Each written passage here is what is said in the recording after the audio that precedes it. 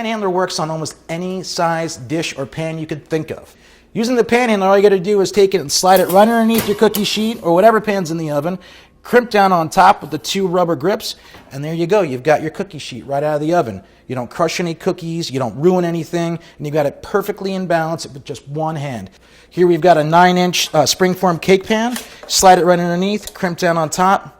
There's your cake. You got something like pizza night. You've got your pizza tin that you're making pizzas with. You just slide it right underneath, crimp down, pull it out. Complete control. You don't ruin the crust. You don't ruin the pizza. Panhandler, all you got to do, slide it underneath, crimp down on top. Don't ruin the cheese. You don't ruin the sauce. And you've got it right in one hand.